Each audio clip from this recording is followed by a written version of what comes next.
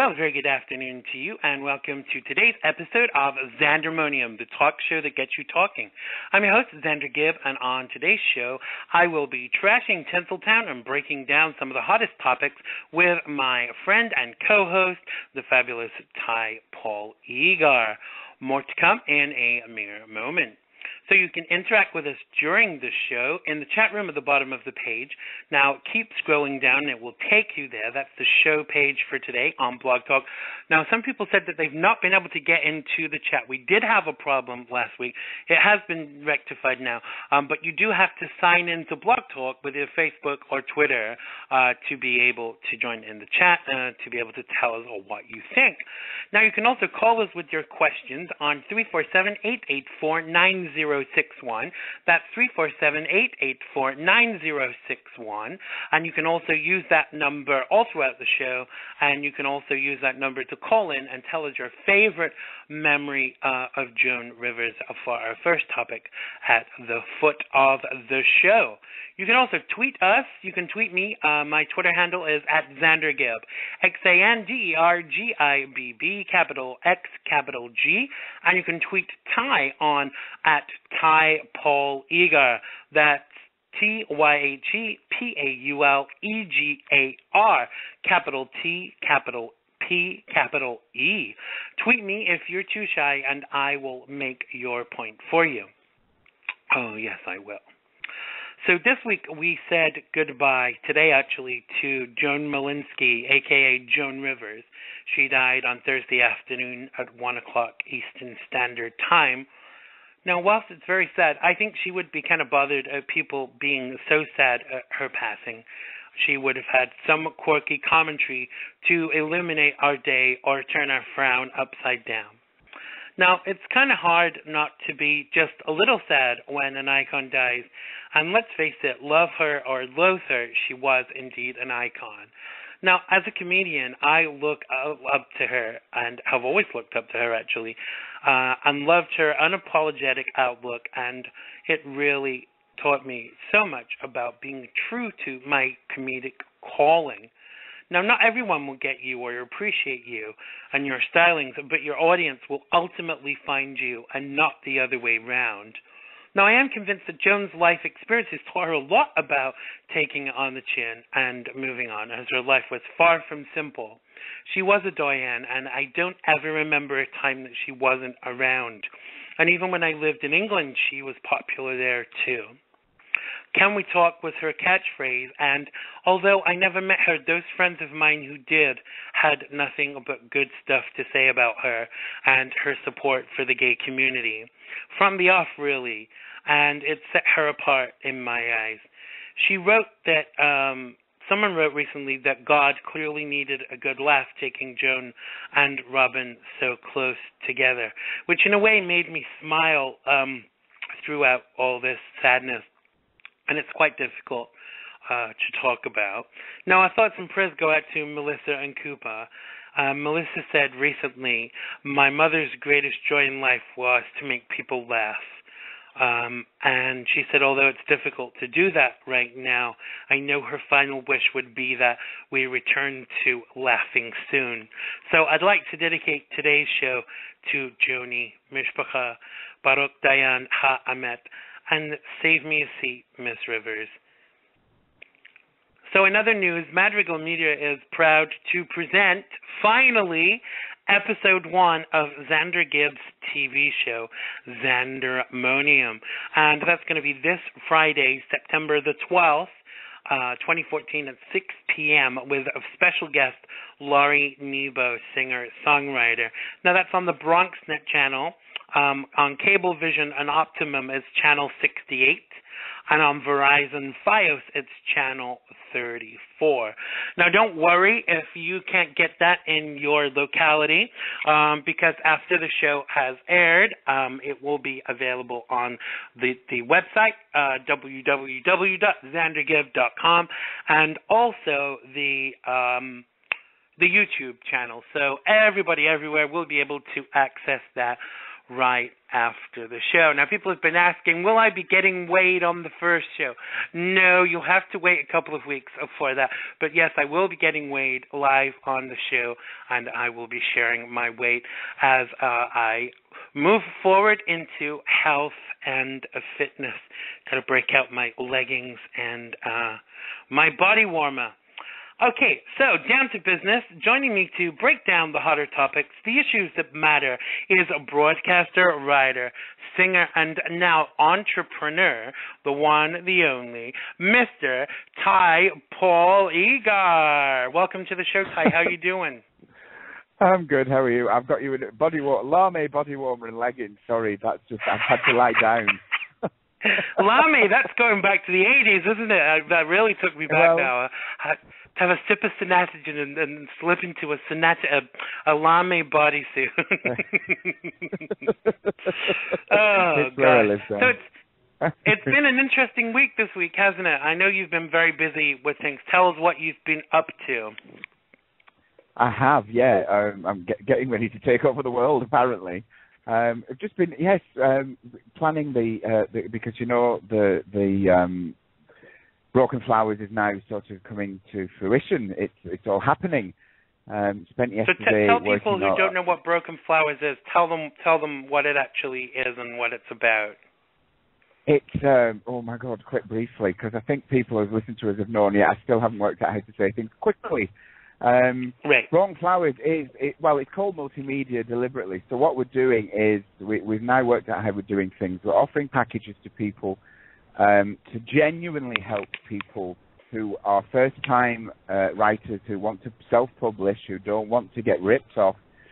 So what we're helping, but we've broken things down. So we're helping people from simple things like just proofreading for them or editing, to giving them a breakdown of their plots and their characters. So some lovely person, can I say, listeners, like myself, will take your story away and read it and then give you genuine constructive criticism and say, so, for example, I would say to you, I absolutely love your story, but your characters are really two-dimensional, they need work.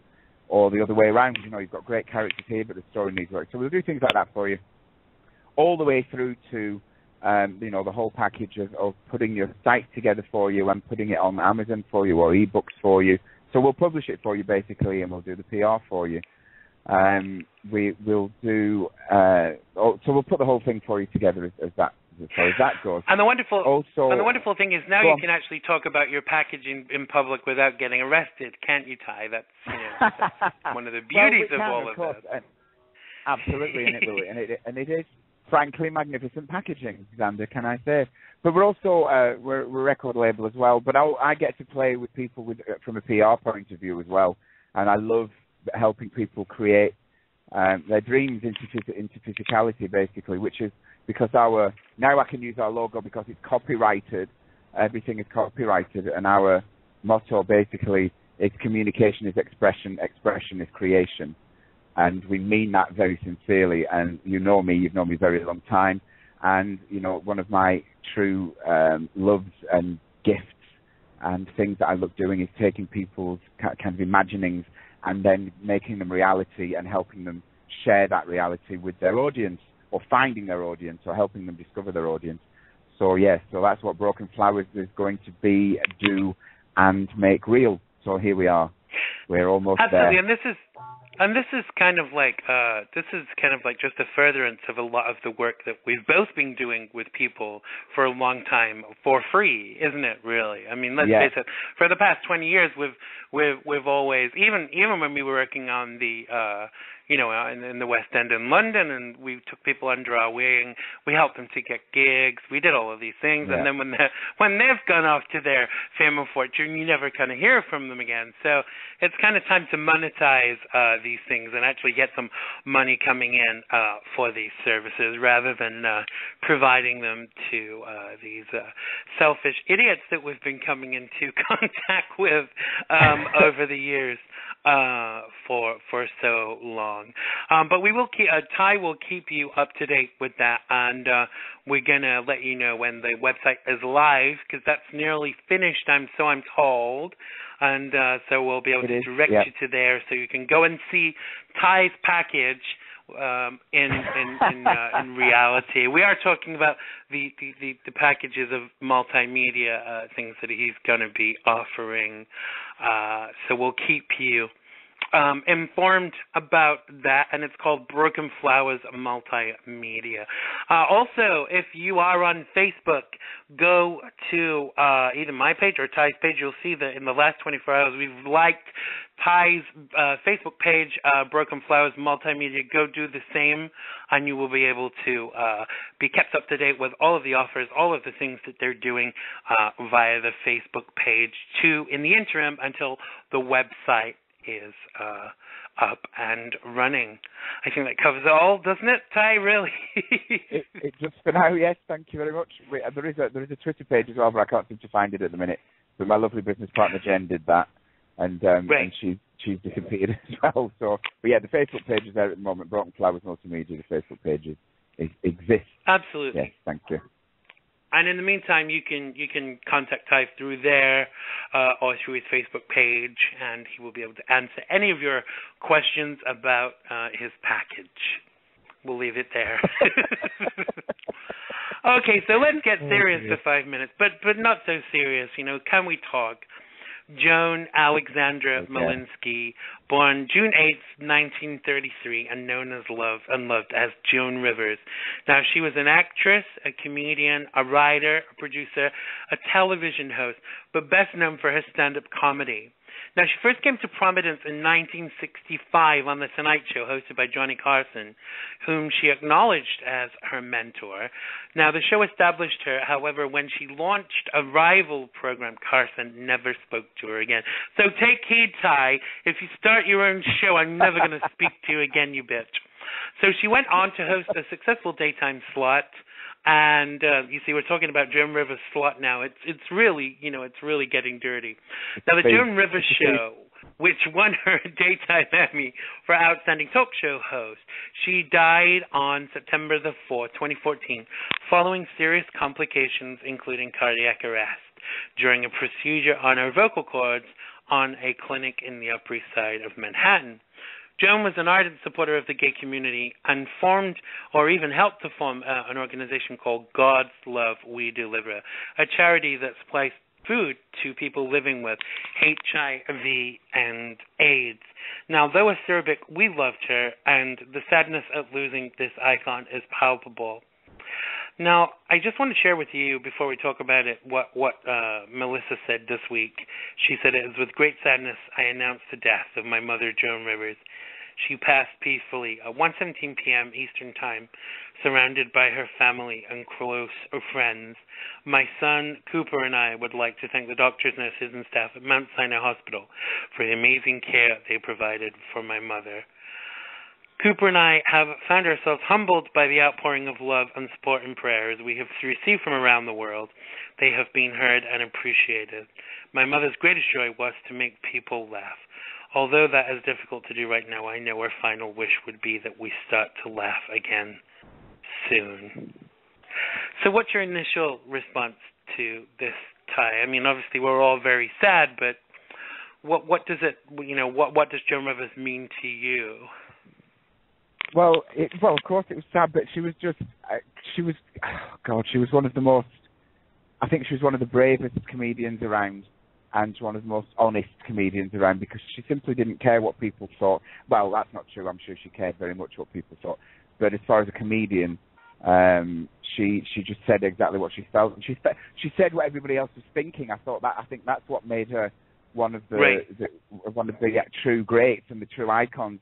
I mean, I was lucky enough to see her. It's a few years ago now, but for the comedy festival in Glasgow, she was here performing live, and we got to see her. And she was on form. She was amazing. And it was just after, let's just say it was just after Tom Cruise had become a father again. And she was very outspoken about her thoughts with that. And I'm not going to say any more about that. But she was. That's so unlike Joan to be outspoken, isn't it? I mean, let's face it. I know, it absolutely. It took us all by surprise. But she was amazing.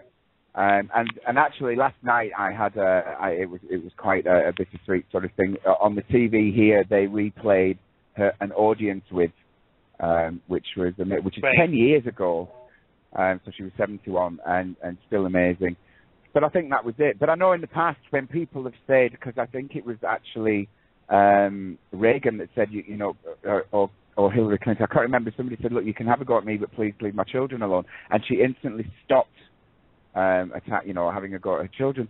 So she did care about people, you know, she considered what she was doing, if it was truly hurting somebody. But at the end of the day, you know, she said what she had to say, and she didn't care if it offended people from the point of view of it being honest, you know. So if somebody accused her of being a racist or a sexist or a homophobe even, which would have been ridiculous, she didn't care because it was all done in the name of humour, or she was bringing things to the front. Because as she was saying as well last night, after the horrific events of 9/11, she was one of the first comedians to start telling jokes about 9/11, because she said you had to get it out there. We had to let people know. People needed to start laughing. People needed to start grieving. And through that process came laughter.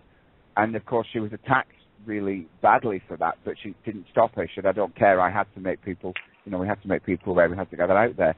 So she was amazing. And she's going to be loved forever, you know. I think she was attacked for. I mean, I actually just even some mutual friends of ours had said they would, you know, people on Facebook who we both know have said, oh, we don't want to mourn Joan Rivers because she wore fur. I mean, I just thought, how ridiculous is that? It's like if in life we only choose the people we like based upon that agree with us or do the same things as us or feel the same way as us, then what the hell is the point? And I also saw people saying things like, well, she wished all the Palestinians dead, so she deserves to be dead. And it just kind of irks me because she clarified what she meant after she'd said that. What she was actually talking about was Hamas and the Palestinians that were actually, the very few Palestinians that are actually assisting Hamas, who are a terrorist group. So she didn't say all terrorists should be killed. They should. She didn't say all Palestinians should be killed, and that wasn't the point. But it bothered me somewhat that people went to those places, you know, while we're all kind of mourning, because we've lost an icon. You know, whatever way you look at it, this woman, at whatever level you kind of, whether you liked her or loved her or adored her, she was an icon, wasn't she? Let's face it. Absolutely, but you're going to get people that will say, oh, she said this and she said that, but she said extreme things as a comedian, and that was the point, because she also said, I lived on Fifth Avenue, and my favourite parade was always the Germans. They were tall, blonde and beautiful. I'm a Jew and I forgive them, you know, and obviously she didn't forgive Nazis. It was part of the humour. So people say that, and also, when was the last time she wore real fur? And there are lots of iconic actresses who've worn fur in the past and no longer would wear it now. You know, and you know how I feel about that. I'm one of those people who would never tolerate somebody wearing real fur in my vicinity. But I mean, that's something it's done in the past. Of course, I mean, she didn't do that now. But what she's saying, you know, she makes extreme comments. We all make extreme comments, but she made extreme comments through her entire career. That's who Joan Rivers was. That's how she became known as Joan Rivers, exactly, as a comedian. You know, so I mean, to say that she wished an entire race of people dead is absurd. Yeah, I mean, can I just point out as well, in this industry, you know, we've known each other for over 25 years. We've worked together for over 25 years. Some of the things that you and I have said to each other, both on stage and on the air, both on television and radio, most people would be astounded that we're still friends. but there's this unwritten thing, really, as far as I'm concerned, with comedy, that. You know, when we have worked together, we've both stooged for each other. You know, you've said stuff to me, I've said stuff to you, because we're both there. I'm being paid to make people have a good time, and so if part of that is to talk trash, then it's funny. But I think she wasn't she was very kind of like indiscriminate. Everybody was fair fodder for her to be attacked. Royalty, the president, you know. I've even heard her talk about guesstimating how big President Obama's penis is, and so you see, nothing was kind of like out off the list to talk about. No, but like you said, go on. I know, but I was just going to say, I think also what people have to remember as well, if they're going to talk about how scathing she was about people, she was the person she was most deprecative about and down on was herself. She she would tear herself to pieces on stage, So it wasn't a case, nobody was safe, including herself. She would tear herself down in a moment. I mean, on a chat show or anything, before she sat down, she was tearing herself to pieces. She was always self-deprecating to her last breath. So, I mean, as far as people think, she was having a go at him and her and he and her, she was always doing that to herself. So, that's the comedian she was. And if you didn't, but we were talking about this before as well. As our friend Alex Miss Q would go on stage and introduce himself as a half-dead drag queen, and people didn't like it. But if you find that offensive, then don't go to their show, or turn over the TV channel. I worked with someone one night in the West End of London who was openly, HIV positive. And when I first started on the circuit, this person brought me onto the stage. I'm talking about Adrella, and she went, "Oh, it was an HIV benefit that we were singing at. I'm not sure if you were there." And she said, She said she brought me on the stage and said, "Blah blah blah, Xander Gibb. It's great to have fresh blood on the circuit." And she said, "Oh, am I allowed to talk about fresh blood at an HIV concert?" And everybody gasped. But I peed myself with laughing because it was funny. And it wasn't said maliciously. Obviously, the person who said it was gay and was open about their status, and so it was funny. But I want to touch a little bit on this this thing that she started to do in New York in the 80s when people started to get HIV and AIDS and stuff, and they called it the gay flu then. And she started getting donations and stuff, and they would get food cooked, and they would take it around to people's houses. And even up to like this year, she was still involved in that. She was on the board. She would still go and take food to people's houses, and not just knock on the door and say, "Here's your food." She'd go and spend time with them. And I think the LGBTQI, ABCD, whatever the hell it's called now, community, owes her a big debt, really, because she never turned her back on us. She was always willing to show up at stuff and do things for free. Even when she wasn't being paid, she was turning up for LGBTQ events. Sure. And I think that there are very few people in this industry that are like that are still prepared to do it. But I don't think the gay community has ever turned its back on her either. I mean, because obviously she's had low points in her career, and at those low points when she was turning up in very small venues, they were always full to capacity, and it was always the LGBTQI community. Did I look at a letter right there? Sorry. Anyway, that were there to support her, and so I think we can hold our heads up high and say we were always there for Joan as well, and always loved her and always will. I think the one community that will never turn its back on her and will always say, you were a goddess, you were a queen of comedians, will be the LGBT. Well, the gays, darling, the gays will always love her. Absolutely, and she was even planning a tour of the UK. And it was going to be closed before they closed. It was already advertised here. Yeah, it was already advertised here. I was about to buy tickets, and sadly, then we got the announcement. I think, I've friends of mine have said, I literally cried, and, they were kind of embarrassed about it. I cried too. This woman's been in my living room every week for the majority of my life. I remember when I was like 9 and 10 years old living in England, and my mom saying, "You can't listen to this, it's too blue." And I knew what she was talking about, and I just kind of felt, I don't know,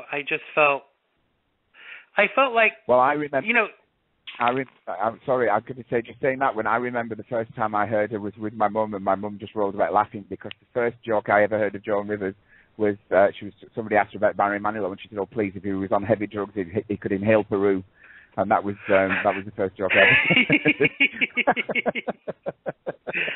So, just some of the one-liners. I mean, she was very funny. I wonder who's going to be lucky enough to, because she wrote all her jokes down on cards.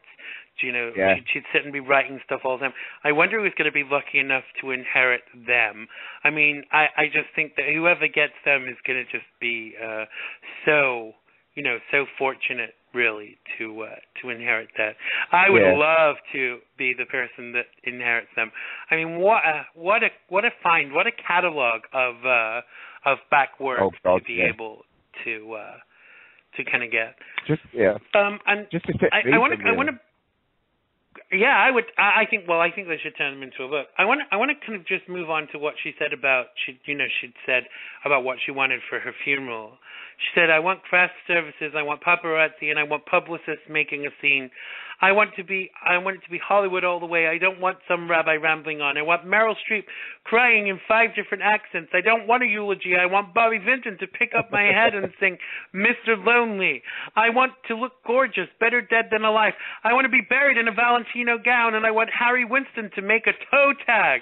And I want a wind machine so that even in the casket my hair is blowing, just like Beyonce's." And I just think, me too, girl. If you've got to go, and we all have to. Not so much the Valentino gown, because I'm a bit big for a Valentino gown right now, unless he started making triple XL, of course. But it's kind of, she was 81, and I still think she had a lot more to do. There's a lot more that she wanted to do. Absolutely, she still had that amazing energy. She was still running around like a teenager, I suppose, although maybe not as fast as a teenager, but yes, she certainly did. She had that incredible energy and clearly gave no indication that she was slowing down anytime soon. So it's a great shame. It's a real, true, sad loss. And again, you're right, another great comedian gone too soon. Yeah. I mean, I have, there are comedians, the younger comedians that I kind of think are funny. I mean, like, for instance, Margaret Cho, she just kind of blows me away. She's absolutely hilarious. I just wonder who can fill Joan's shoes. I don't know if that's actually possible. I think there are a couple, maybe, I don't think it's a case of that would be a mistake now to try and fill the shoes of somebody like Robin Williams or Joan Rivers' shoes. Now, I think what needs to be done now is somebody who needs to step up and just dare to be original. And I don't mean as, become insane or as manic as Robin Williams or as, in your face as Joan Rivers. Just truly just let their originality shine through. And there are a couple of the young guy, Bo Bremmel, is it Bo Bremmel? I can't remember. Who's a very, very talented guy, but he's not just a comedian. I mean, he's an artist performer as well. Kathleen Madigan is a very funny lady. Margaret Cho, obviously, I love as well. So there are people there, but they just need to be themselves. Obviously, I mean, Margaret Cho she's very stylized anyway. She's had her own style for a long time. So I mean, it's not a case of her, trying to make the effort. But so is Kathleen Madigan and Bo. It's just a case of whether they get the right kind of coverage now. Exposure. Exposure. Sorry, that's the word I was looking for. Yeah, because that's the important thing, isn't it? It's getting the right exposure, and being able to get yourself out there properly. Because Margaret is a very talented actress as well as a comedian.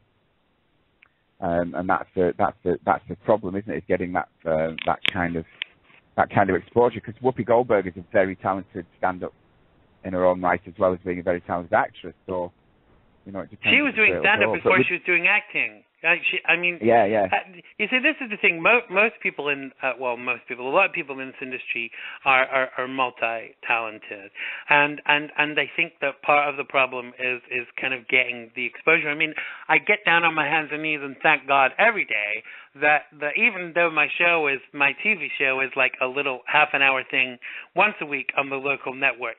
I mean, that is just that's a gift from God, basically. And I think that a lot of the younger artists would kill for this. 30 minutes a week on the show, because it's a time to kind of like showcase your talent, and I think that the industry needs a big kick up the ass, because one of the things Joan Rivers used to do was to kind of like help younger artists. She saw people that she thought were talented, and she would give them a leg up. And I think that I don't know. I'm blown away, really. I think it's been a very sad few days, and I think coming right on top of Robin Williams, it's too much. I mean, we have to make sure we keep Betty White under observation, really. Well, definitely, absolutely. But she's another one, though, isn't she? Very active and going strong. But then there's a lot of this is a big step, though, isn't it? Now, it's a big opportunity for people, because it's going to show now just how much talent there is out there. I know this sounds terrible, but now there's a big hole in the industry out there. So there's a lot of talent out there. There's a lot of young talent out there that needs to be able to break through. So, waves like this sometimes are a good thing, because it causes that opportunity, or it causes that gap in out there, for people to be able to try and break through, if nothing else. So, let's hope there is a positive from that point of view, if nothing else. Exactly. I think what we have to take from this is, Joe was saying in the chat about how sad it's made her, and I think that we all are kind of like feeling that sadness, and we all miss her. But I didn't know her personally, but I know what she'd be saying now, where she's like, time to laugh again.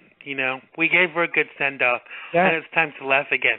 I bet the whole world has been watching Joan Rivers stuff this weekend. YouTube. I was sitting watching old clips of Joan on YouTube at 4 a.m, and I think it's testament to how much we actually loved her.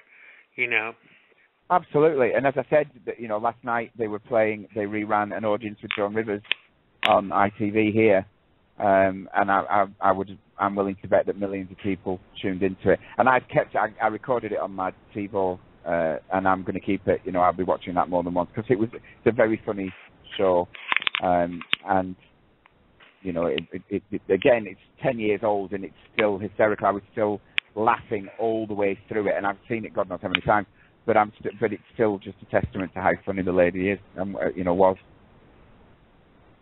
Absolutely, and our condolences go out to Melissa and Cooper, and I just think I don't know, people are saying in chat about they don't know how Melissa is going to cope and stuff. I'm sure she will, because you have to, and I think it's even doubly.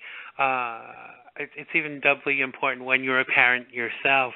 And I was actually quite proud of that kid. I saw footage of them taking Joan's casket out to the hearse. I forgot what the funeral car thing was called. And it took like 10 men. I mean, who'd have thought that all that plastic would have weighed so much? Well, she did say, though, she said, if you're a second wife, whatever, should make sure you get buried with all your jewelry, because if there's another wife, make the bitch dig for it. So you never know what she was buried with. Too right. And apparently that she's been cremated. She was cremated this weekend over in New Jersey, and apparently Tupperware have bought the rights to the remains. I'm obviously not being trite about Joan. I love Joan, but I think these are the kind of things she would be saying herself. Absolutely, absolutely. But Joan, wherever you are, we love you, and thank you. Thank you for absolutely. the laugh. Definitely. Now, moving on to somebody else who kind of makes us laugh, and makes us laugh at his stupidity more than anything else. Oh, I wonder who this Justin could be. Bieber was arrested on assault and dangerous driving charges stemming from an alleged fight after his ATV collided with a minivan in Canada recently. The alleged incident happened on a road in Perth County, Ontario, in the community where Bieber, 20, lived as a child. Investigations revealed that after colliding with the driver of the ATV and an occupant of the minivan engaged in a physical altercation, Ontario Provincial Police spokesperson Keith Widgenans, what a name. I mean, imagine, what's your name, sir? My name is Keith Widgenans. He sounds like he was drunk. Said Bieber's lawyer said the singer was being chased by people with cameras when the incident occurred, and the victims of Bieber's alleged assault wasted no time lawyering up against the singer. They hired a Los Angeles lawyer, Gloria Allreg, who already represents a woman who complained to the police about Bieber assaulting her at a Hollywood tourist spot when she tried to take a photo of him with her cell phone. Bieber pleads no contest in the egging case and gets probation, made a $50,000 donation to a youth charity as part of a plea deal to settle a Miami drunken drive case last month. What are we going to do with this kid, Ty? You know what? It's time. It just needs to start now developing a criminal record. But what makes me smile, and I can't help it, is these statements that they make in the press, like that. He was being chased by people with cameras. It's like some kind of horror movie. Like, Justin, run! They've got cameras! Is he allergic to them? Yeah. I mean, what? I mean, seriously, Attack of the Killer Digital. I mean, get a grip, man. Yeah. What are they going to do? She was accused of taking a photo. For Christ's sake, people, let them take a photo. You're a multimillionaire. Get over it, you silly little get. I mean, truly, he needs to now just start being prosecuted. And never mind donating £50,000. I don't care who he donated $50,000 to.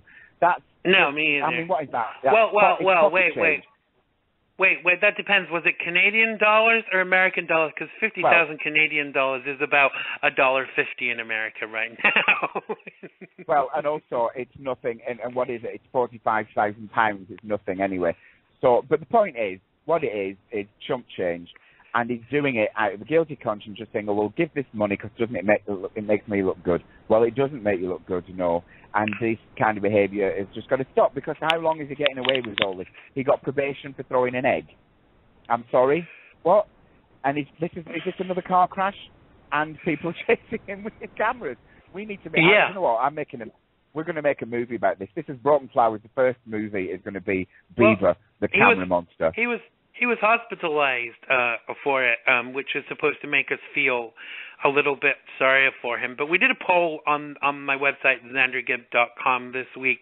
92.8% of the vote said that it was a time to bring Justin Bieber into line. But who's going to do it, Ty? Who should bring Justin Bieber into line? He's too old for his mother to do it.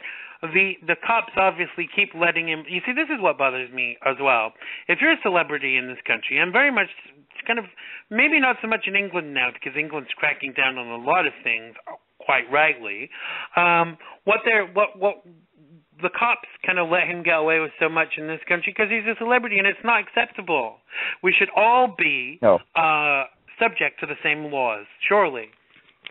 But this is it. But this is the point, and this is the point we've been making for a long time, Xander, right? The only people that can make him accountable now is the law. So now they need to be prosecuted the way that you or I will be prosecuted, or the way anybody else would be prosecuted. So when he's pulled up in front of a judge now, he or she should be saying, "Do you know what? You're going to be the first example, and I don't care whether that's right or wrong anymore. You are paying for this to the full extent of the law that I can make you pay for it right now. And if that means prison sentence, off you go. Here's your little orange jumpsuit. Get out my sight." Because it's just unacceptable. Because what's going to happen is this boy is getting worse and worse. And the next thing is going to happen, and all his fans are saying, "Oh, he's having a hard time, he's having a hard time." He's allergic to cameras. What's going to happen is this boy is going to end up... He's got a camera allergy. He's got a camera allergy. So this boy's going to end up killing somebody. You know, and if he wants to harm himself, that's his problem. That's his choice, you know. You know, if he wants to argue with his girlfriend about who's going to clean the crack pipe, fair enough, that's between him and her. But he's going to end up killing somebody else, and that's what's not acceptable to me. And it is the responsibility of the law enforcement wherever he's living. It's not everybody else's responsibility. As society, we say that we are, you know, we are beholden to the law. We agree as a society that we will follow laws and we abide by them. So as a society, that's what we're supposed to do. He's breaking these laws and he's getting away with it, or he's making ridiculous petty donations to some charity or whatever it is anyway. It's pathetic. I mean, kind of moving on a little bit from there, what the statement you just made about, you know, we should all be subject to the same laws, et cetera, et cetera. Now, I read something this week that happened in England that this guy who happens to be a Muslim, he sexually assaulted a little girl, and they wouldn't put him in prison because, are you ready for this? Because his wife could not speak English. I mean, I give up. I really give up. That is your Twinkie defense. That's your defense. That's why we should not put you into jail for molesting a little girl because your wife cannot speak English. Well, send her back to where she comes from, or make her go learn English. I mean, surely, you know, we're gonna come on we're gonna come on to one of the main topics in a minute. But for me, what should be the first priority of you moving to a country that's foreign to you? What would you say? If you and I say, Xander, we're going to move to Denmark, for instance, just as a silly example, what is the first thing that you and I need to do before we get there or when we get there? Well, absolutely. Find out, well, you said you throw me there, but if you find out what language, any country that we're going to move to, I would be wanting to at least speak basic German, French, you know, Dutch, whatever country I was moving to. Danish, Slavic, darling, that's what they speak in Denmark. Well, no, I'm not. Yeah, I'm not avoiding obviously Danish, but I mean, but any country. Do you know what I mean? It's apart from anything else, it's just respect for that country, for the people of that country. You don't just walk in assuming they're going to speak your language.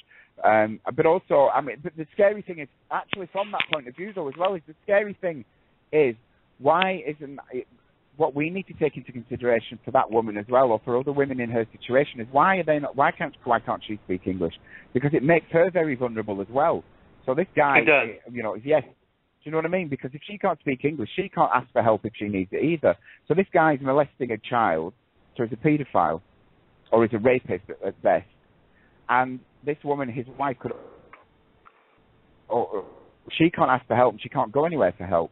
So we need to be asking questions about that as well. But absolutely, of course, if this man's a rapist or a paedophile, he should be in prison. We have interpreters, or she should have other family. But it should be in no way she should not be the priority. No, of course she shouldn't. The little girl should be the priority, and the crime should be the priority. But now you and I, of course, saying that. But. Of course. Clearly we're both racist, although we've, stood against it for as long as I can remember.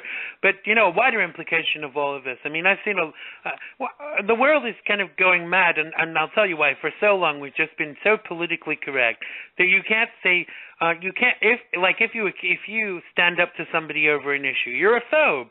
And to me, that is just downright ridiculous. Because what the woman that was beheaded in North London, was it North London? Oh my God, yeah. Yes, yeah. She was beheaded by this guy, but you can't call it a terrorist act because if you do, you're an Islamophobe.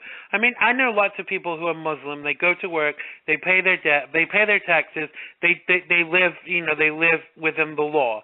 And that is great. I have no problem with those people.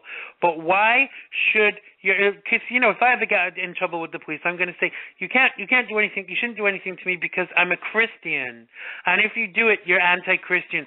So it just turns itself on its head. Political incorrectness has just put us in a position now where we cannot speak out for fear of being accused of being anti or phobic.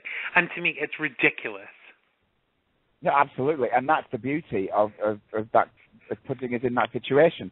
Because now, if you speak out, you're right. You're a racist, or you're phobic, or you're a bigot, or whatever. And the less that you can speak out, of course, that puts us in the losing corner. Because if you don't speak out, or you can't speak out, or you're afraid to speak out, that's exactly how a terrorist wins. Is it I mean, people should look up the word terror or terrorist. You know, by definition, it doesn't just mean somebody running at you with a weapon or strapping a bomb to themselves.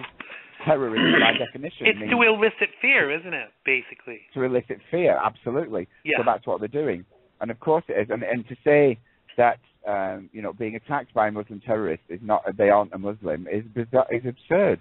But it doesn't make me. Yeah, you can't mention the fact that they're a Muslim because that makes you an Islamophobe. I mean, for me. This is all what's contributing to the rise of these groups like ISIS, ISIL, Hamas, and all of these things. Now, I've always been about equality, but about 15 years ago, maybe longer, when I actually lived in England before I moved back to the United States, there was a lot of religious groups kind of like stepping up and trying to exert a kind of control over the community with things like, I'll give you an example. There's a group there's an entertainment group in the United Kingdom that are called Mecca. Now that's an acronym, and I think it's Metropolitan Entertainment CCA or something like that. And they demanded that they change that because it was disrespectful. I mean, for I don't know, for as long as I can remember, I've fought for equality. But equality means that you're equal, not above, not below, not 20 times better than, or treated 50 times better than. Equality is about being equal. How is any of that about equality? No, well, absolutely, and it was Mecca. They don't exist anymore because I used to work. I was employed by them all those years ago. But also, it wasn't that many years. I mean, you can't do it now. Finally, thankfully, over the past couple of years, it's now considered inciting hate, so it's not allowed. But it's not that long ago that it was legal to have the separatists and the extremists could march with banners, flying, saying homosexuals should be crucified, etc., etc. But that kind of thing now isn't allowed. It's inciting hate, and you can report it to the police, and it's prosecutable by law and things. So it has changed. But you're right. Yeah, I mean, you've got people still saying, "Oh, you can't say this and you can't say that." But what they don't realise is that you're not practicing hatred towards a whole group, a whole religion.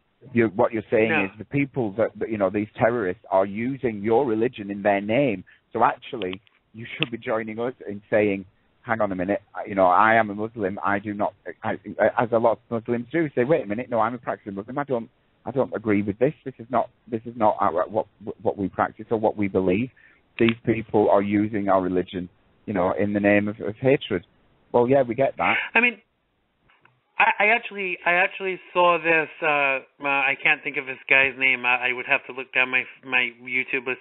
But this guy was an imam, and he was being interviewed on an American television show. And when they did the sound check, he was going 3, 6, 9, 11, ha ha ha, like it was funny. And so the host said, you're so disrespectful. Even during the sound check, you were talking shit about 9/11. I mean, it's really not acceptable. Now, what this TV host said, and I totally agreed with him. He turned around and he said that as a Muslim, if you're practicing the principles of the true principles of Islam, you should be shocked and disgusted at the things that some of these people do in the name of Islam. Like if a Christian now goes and cuts off the head of a Muslim woman in North London, I would decry that act because that is disgusting. But we've got double standards now, and Joe's saying in the chat room the guy said you've got no sense of humor. How can you joke about? How can you, in that situation, you know, a Muslim person defending Hamas, sit there and joke about 9/11? How acceptable is that? You know, that I don't think you can have a sense of humor about that, really. Not in that situation, surely not. I mean, what's the answer to all of this, Ty? I think that a lot of people have been scared into not speaking out. Why do you think that is? Well, because apart from anything else, they'll say to their own, if you speak out, we'll kill you, and they do it, right. don't they? They and I say they, by the way, people. I'm talking about terrorists, okay, not they in a racist attack at a race of people. I am talking about terrorists. Let's make that very, very clear, okay, before people start. They will kill people. They do it. You know, the young girl, and I'm so sorry, her name's just gotten right out of my head, but the young girl not too long ago who was attacked, and they tried to murder her because she wanted to educate herself. I think that gives you many answers to those questions. Malala. Before you bother, Malala, thank you. Malala. And, so these answer your questions. And these are the type of people as well who say, this is in the name of Allah, and we are the infidel. But, I believe so strongly in my beliefs that I'm going to strap this bomb to somebody else. And that's what pisses me off, frankly. And I apologize for the language, but really, seriously. Go for it. And it goes on and on, and this is what happens. But it always is, it's always the ones with the loudest voice who have the least conviction, are the ones that are they're at the back of the lines telling everybody else what to do. But they're the ones with the loudest voice. I think we call them leaders, don't we? But they're always, and this is what tires me endless. Leaders, we maybe, never lie but down. not leaders. Yeah. The next thing is going to be they're going to be issuing a fatwa against you and I for daring to speak out. Well, bring it on, bitches, because I'm fat enough to stand up to you all. Really, I am. I just think that this is the thing. What has heightened all of this, and what's caused such a rise in all of this, is that we've chosen to be politically correct, and we're all just as guilty of it. We've all been a part of it. We've all been so careful about what we say because we don't want to offend anybody. And we were talking about this on the show last week. We were saying it's not the peaceful people you have to worry about. It is those that do these things that you have to be careful of. And unfortunately, in making sure you stand up to these people, you have to talk about it in general terms. And if that's offensive, I just think we have to love our freedom more than we want to be politically correct, basically. Well, absolutely. And I think at the end of the day, you're going to get attacked for something. And also, we're gay men, we're used to being attacked for just being. So, being aware that you're being silent is the most dangerous thing. I would rather have to stand and explain myself to people than not say anything at all. Absolutely. Because they say silence equals death. Silence does equal death. While I've still got a voice in my body, I will speak against the things that I do not agree with. Joe's saying something about George Bush in the chat room. I don't get what that's about. Also, she said something about, did we read about the woman in an African jail for refusing to denounce her Christian faith? I mean, this is what it's getting to.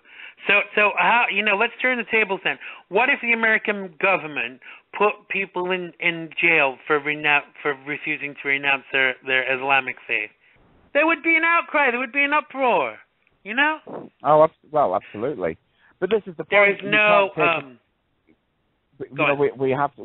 We've made all these exceptions to make people welcome in Christian countries or Anglo-Saxon. I mean, England's an Anglo-Saxon country, but you cannot take a Bible into a Muslim country. You can't even take it through customs. Really? There are. Yeah, you can't. If you try and take survival into Iraq, it will be taken off you in customs, or in Afghanistan, you can't do it. And there are, other laws that we will abide by, but yet they're changed here. Now, I like to think that's because, because we're nice people, and we should, it's the land of the free. You should be able to live the way you choose to live, but you shouldn't be able to enforce that will onto other people. Now, don't get me wrong, Christians do it. You and I have suffered this, and people, of course. the Catholic Church as well tries to enforce its will on people. So when I say they, I'm talking about anybody who behaves in a terrorist manner. Okay, so everybody tries to do that. So, but in these extremes, certainly, from that point of view, there are. We need to be, you need to be very vigilant in what happens around you. Absolutely. Now, Joe has just enlightened us what you meant about George Bush. He said you asked what heightened all of this, and it all started getting more intense, right? I said George Bush. He started the stupid war that led to this. Now, in a way, yes. I kind of have to agree because what we should have done is. A lot of people see the Iraq War and Afghanistan as my brain has died. What's the word I'm looking for? They see it as what? They see it as illegal and unrighteous. No. What I'm saying is that it's a kind of like payback for 9/11. That's the way a lot of people feel that. This was. But, I think we should never have gone into Afghanistan or Iraq. And the thing is that for my money, all the shunky stuff about the weapons of mass destruction there, we never found them. We just kind of made them hate us a lot more. And that's a concern, too. I think we have to let people fight their own battles. Well, we should have left them to fight it out between themselves, because it's not our business. Yes, they attacked us, but let's get stronger from that. Let's make sure that we're prepared for the next time, because cruelty begets its offspring's war. While we're killing, we're still going to be killed. Now, I'm not saying that makes it right, but it's an imperative that we look out for our own, and the amount of money that those things alone have cost, it has brought this country to its knees. It really has. But also, at the end of the day, what I'll never accept or believe is when they were saying they were looking for weapons of mass destruction, America and the UK, why were they searching? All they had to do was check their invoices, because who was selling this stuff to them?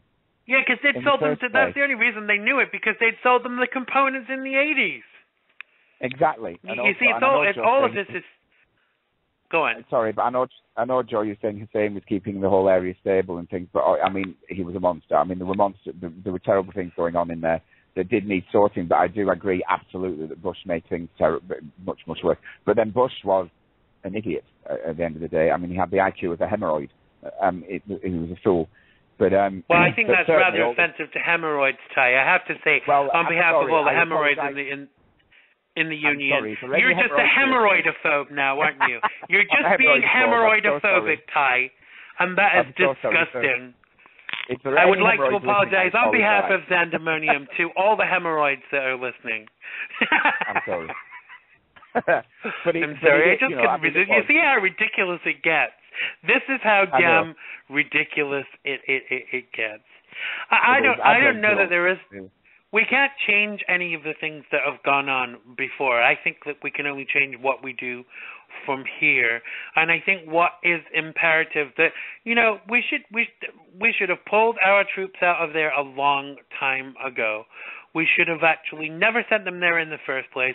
We should have brought the troops home, and never mind leaving more of our personnel to be killed in order to stabilize the area. It's not our business.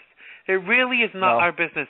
It all begins at home. We have to strengthen our level of resolve from home in order to be able to survive. We said on the show last week that even that silly ass that runs your country, whatever his name is, David Cameron, basically he heightened the terrorist threat up to severe. And and here, what's his name? Obama says they don't even have a plan. I mean, imagine saying that publicly. That's just an invite to come and attack us more. I despair with a lot of them. Really, I do. Joe's saying, and now there are some McCain who want us to send more. Well, the thing about John McCain is John McCain says one thing one week and one thing another. I'm convinced the guy is senile. He says one thing and then he says another, and then the year after is back to what he was saying 2 years ago. I mean, make your frickin' mind up, John McCain. And I don't care that you're a vet. You're still an idiot. Just because you fought for us and you were tortured, etc., it does not give you license to be an idiot. Exactly. No. Joe said he chose Palin, but that really says a lot. Well, I think that says it all. Really if you have that on a T-shirt, as far as I'm concerned, that's licensed to reverse over you in a very large car. Really. Yeah. Kind of. Exactly. Now, the last topic I want to go to, because I think that I don't know if you've heard about this, but I'm sure you will find it funny. Now, an argument over legroom and reclining seats forced a Florida-bound flight from New York recently to divert to a different airport late on Monday of last week. The third such incident of a mid-air disruption caused by passengers in about a week. Delta Airlines said that out of the abundance of caution, the captain of flight 2370 from New York LaGuardia to West Palm Beach chose, even wrong teeth in, to land instead at the closest airport in Jacksonville, where local law enforcement removed the passenger. One witness said one of the women became loud and abusive, then a flight attendant was called. The aircraft later flew on to West Palm Beach, where it landed shortly after 11 p.m. A couple of hours late, Delta reps said they did not immediately return a call for comment. The latest incident came just 5 days after American Airlines flights to Paris from Miami was diverted to Boston following an argument between passengers over a reclining seat. The airline said one of those involved was using a knee defender, a small wedge-like gadget that clips to a tray table and forces the seat forward to stay in the upright position. Many carriers, including United, ban the use of such a device. Ty, where do you stand on knee defenders and where do you stand on reclining? Tell us. It sounds like a sexual device, doesn't it? Are you wearing your knee defender, darling?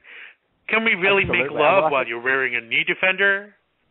Clearly, this is where the Bieber has gone wrong. He needs to get a knee defender for when people are running at him with cameras. Exactly.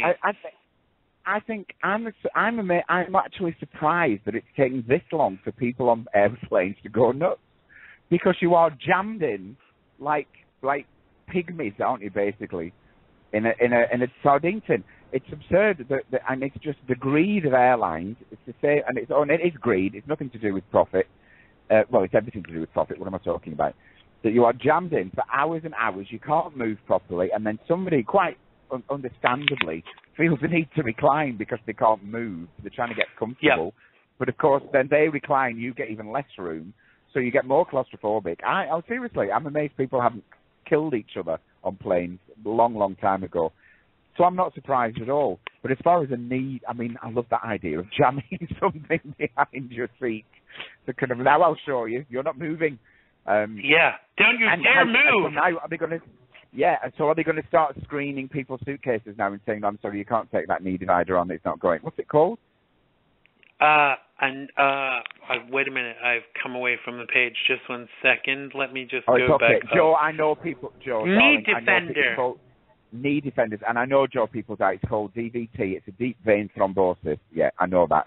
But that's the point, though, exactly, because they can't move, and it's because your legs. You get DVTs, or one of the ways you get DVTs is because your legs are so still, and the blood basically doesn't get circulated around your legs, particularly your calves, and that's what happens. You see, and you end up with a blood clot. Xandermonium show. Yes, absolutely. DVT is a string blood clot that kind of, the blood congeals because it cannot move around. Yeah, and obviously gets stuck, and if it moves, of course, it can cause heart attack if it gets to the heart, or it blocks the artery altogether. So yeah, I'm not surprised at all. But nothing will happen, obviously, will it? I mean, what are the airlines going to do? They're not going to start taking seating out of planes. But this is the point, though, isn't it? It's all about greed. They jam you together. It's not just airlines. Standing only flights. Can you imagine? Well, now you've put standing it out there. only flights. Trains do it here. I mean, I don't know about. I've never travelled on a train in the States, but here they're the same. Again, you're jammed in. You know, there's no. Most of the time, most of the train journeys I've been taking here, I've been stood, or I've just sat on the floor in the walkways. Yeah, they've got like these. I mean, I've been pretty lucky when I travel because I have arthritis. I always take my stick when I travel because you know it makes you kind of get a little bit more leeway. People get out of your way if you've got a big stick in your hand, and I always kind of get upgraded. I think that a big stick. Don't be dirty. It's not that kind of show. Not this week, anyway. Yeah, so I normally get put into business class or whatever, which is fantastic. I normally chat up the air hostess, the flight attendant, and then when everybody's boarded and stuff, I say, "Oh, it's really cramped here. Is there any chance I can move up a bit?" And they're like, "Come on, let's take you to first class." And they bring me all this extra food, and well, not first class, but business class. I had sleeper seats before. You know those ones where it kind of reclines into a bed, and it's like it's heavenly, you know, but it's like twice the price. I think that's a big part of all of this as well. You know, they kind of like have like first class, business class, and then economy. I mean, it's kind of very elitist, isn't it? It's an elitist way to travel. I mean, you don't get that on a bus. Do you imagine traveling on a bus and there being first class, business class, and economy? Yeah, well, on a bus. Well, give it a matter. It's only a matter of time. All they have to do is take a front seat out, isn't it? And then there you go. You've got leg room. Love, that's an extra 30p. Yeah. But what's the point though of trying to promote that? Because you can't have the back of a plane empty. So it just wouldn't make sense. Joe's saying they're close to having no kids flights. I can see that because when kids cry on the plane, it disturbs everybody. And she said we just bought a first class tickets to Hawaii for my parents' 50th anniversary. More than quadruple the price. Oh, wow, that is disturbing. Yeah. More than 4 times the price for first class than economy. And not the safest place to be, Joe. Apparently, the safest place to be in case of a crash is over the wings. Just saying. So, you know, God forbid, but if anything goes wrong, make sure you're near a wing. So even make sure you're near a plane. Yeah. Remember, if you're driving home, make sure you've got a car. And if you do see so we're getting to quickly. Well, yeah, exactly. We're getting to the end of our time together for today, Tyhe. So tell people where they can find you on social media. Well, me personally, for now, you can still just get me at Twitter at Egar, capital TPE, and on my Facebook page is TP Egar. That's for the book. But if you want to start now finding out what's happening with Broken Flowers, for now it's just the Facebook page, which is Broken Flowers Multimedia. And in the next few weeks, we're now furiously working on the website, so that will be up in the next few weeks. But it will be worth the wait, and that will tell you everything that we offer. And if you're listening, we might be helping you very soon, or at least advising you on what your next move will be. So that's how you can get me at the moment. And obviously, if you've not listened to a damn thing I've just said, you can just go to Xander's website, and it's all up there. It is indeed, and when Tyhe's website is live, there will be a link to Tyhe's website from his picture on the radio page, so you'll be able to find out all about Tyhe's package on my website and on his bum bum. Joe is saying something about planes going poof, but that reminds me of somebody who we really don't want to talk about. My boyfriend is a magician. Poof. So thank you so much for joining us. Tyhe is actually going to be back with us next week, along with the fabulous. Do you want to announce it? The fabulous Mr. Colton Ford. Yes, Tyhe's fiance will be with us next week. The one, the only Mr. Colton Ford. He will be plugging his single, which is called. Oh gosh, you're the Colton. Look my way. You're the Honestly, look Colton my Fordophobe. Look my way is. Look my Colton, way. Yes. File. No, you're a Colton Ford a file, Colton not Ford a so. file. Yes, that's right, Joe. He's been on here before. He'll be coming to plug his new song. So until next week, make sure you go check Tyhe out on social media. Thank you so much for joining us. See, I can't even talk today. The one, the only, Mr. Tyhe Paul Egar. Thanks for joining us, Tyhe. Cheers. Bye-bye. Peace out. Bye. That was indeed my good friend, Mr. Tyhe Paul Egar, author, writer, broadcaster, entrepreneur, and honorary Glaswegian. Make sure you go check him out on social media, and he'll be back with us next week when we will have the fabulous Colton Ford as our guest. So thanks to him for co-hosting today. Thanks to everyone who's made today's show possible. Thanks to everybody in chat. Thank you for listening. Don't forget to check out my very first episode of my TV show, aptly entitled Xandermonium, Friday, September 12th, 6 p.m., Channel 68 on Cablevision and Channel 34 on Verizon. We actually got the wide-angle lens, so come check it out. If you're not in the locality, as I said, you will be able to check it out right after it's aired on my YouTube channel and also on the website. So thank you all. Thanks to everybody in chat. Yes, Joe, you can see it. You can see the TV show online. It will be on the website, and it will also be on YouTube. I will make sure to send you a link. I will remind you, have a great week, everybody. Thank you very much for listening, and I love you all. Bye-bye.